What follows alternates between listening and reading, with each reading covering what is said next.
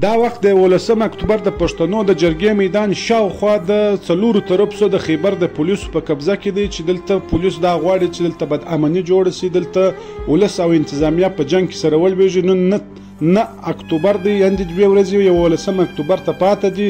2 ورځې مخکې دغه لارې ټولې انتظامیې نیولې دي چې په دې کې غټ غټ ګلیډران غټ کډې کښلي دي چې ودغه 18 اکتوبر میدان ته نور پښتانه را نسي ور داخله نسي.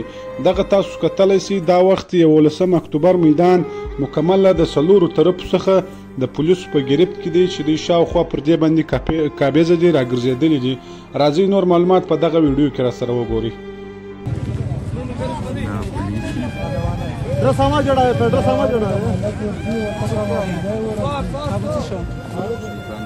بسم الله الرحمن الرحیم. ټول کتونکي اورېدونکي دا وینې ستای چې شپې په 3 بجې باندې اوله فوج FC رورل دا ځای ونیو، ټینټینا ټول کړل.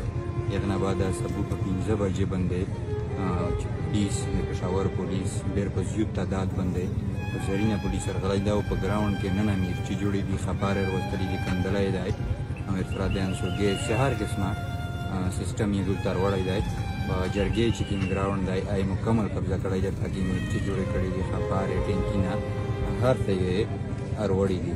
نو میجه خلک چې کوم پټیم د لارې بارې ځلینه خلک رغلی دی هغه راوند دی میج مشر خبر راونه دو هغه یو مشوره کو هغه نه بعدو یو مخته عمل جوړوي.